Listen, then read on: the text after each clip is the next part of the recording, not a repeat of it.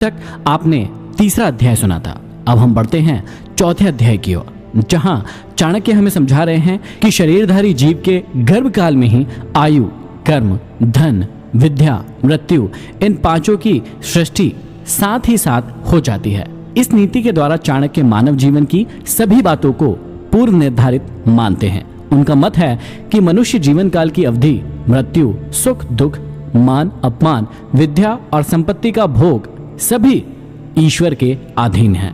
बिना उसकी मर्जी के पत्ता तक नहीं हिलता। अतः सब कुछ उस पर छोड़कर मनुष्य को अपने कर्म पर ध्यान देना चाहिए। आगे चाणक्य समझाते हैं कि साधु महात्माओं के सत्संग से पुत्र, मित्र, बंधु और जो अनुराग करते हैं वे संसार के चक्र से छूट जाते हैं और उनके कुल धर्म से उनका कुल उज्जवल हो जाता है। भाव यह है कि जिस कुल में साधु महात्मा जैसा कोई पुत्र उत्पन्न हो जाता है, उसके सत्संग से बाकी सभी लोगों का भी सांसारिक परिष्कार हो जाता है। आगे समझाते हैं कि जिस प्रकार मछली देखरेख से, कछुई चिड़िया स्पर्श से सदैव अपने बच्चों का लालन पोषण करती है, वैसे ही अच्छे लोगों के साथ से सर्व प्रकार से रक्षा होती है। यहाँ चाणक्य सत्संगति पर जोर देते हैं और कहते हैं कि अच्छे लोगों का साथ होने पर किसी भी प्रकार की हानि नहीं होती है।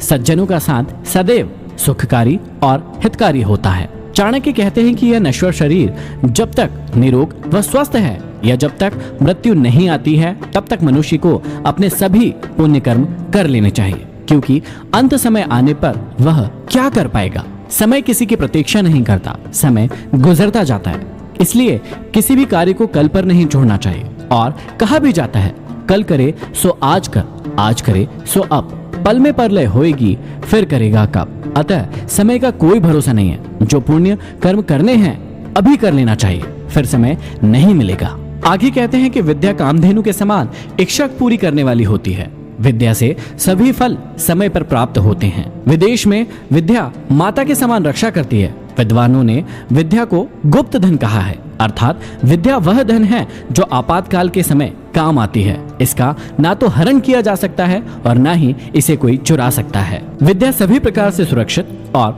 समय पड़ने पर रक्षा करने वाली है। इसे जितना दिया जाता है यह उतनी ही बढ़ती जाती है। आगे श्री चाणक्य एक बहुत ही कटु बात कहते हैं। वे कहते हैं कि बहुत बड़ी आयु वाले मूर्ख पुत्र की अपेक्षा पैदा होते ही जो मर गया वह अच्छा है, क्योंकि मरा हुआ पुत्र कुछ देर के लिए कष्ट देता है, परंतु मूर्ख पुत्र जीवन भर जलाता है। आगे फिर चाणक्य कहते हैं कि उस गाय से क्या लाभ जो ना बच्चा जने और ना ही दूध दे। ऐसे पुत्र के जन्म लेने से क्या लाभ जो ना तो विद्वान हो और ना ही किसी देवता का भक्त हो।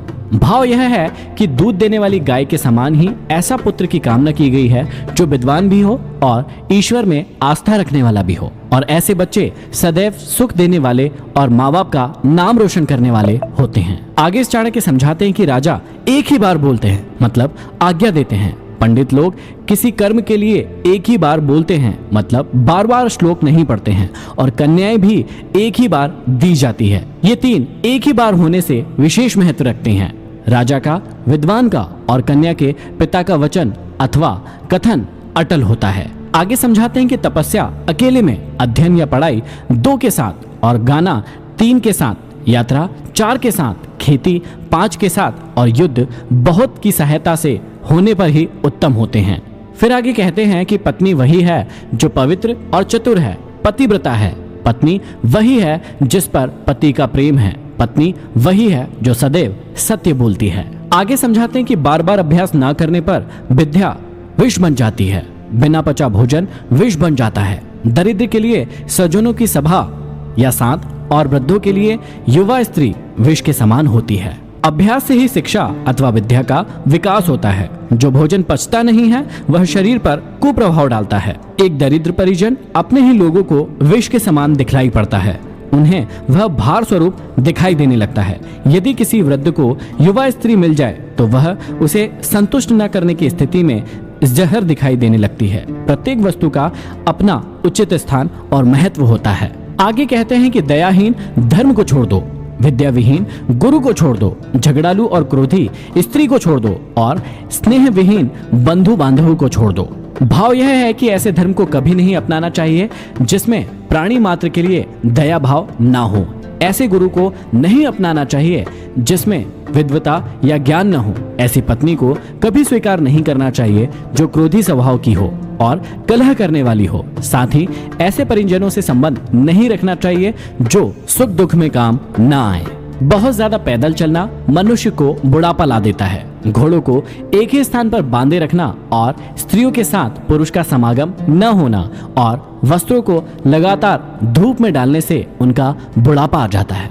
बुद्धिमान व्यक्ति को बार बार यह सोचना चाहिए कि हमारे मित्र कितने हैं, हमारा समय कैसा है, अच्छा है या फिर बुरा है। यदि बुरा है तो उसे अच्छा कैसे बनाए, हमारा निवास स्थल कैसा है, हमारी आय कितनी है और व्यय कितना है, मैं कौन हूँ, आत्मा हूँ अथवा शरीर, स्वाधीन हूँ अथवा पराधीन, तथा मेरी शक्ति कितनी है।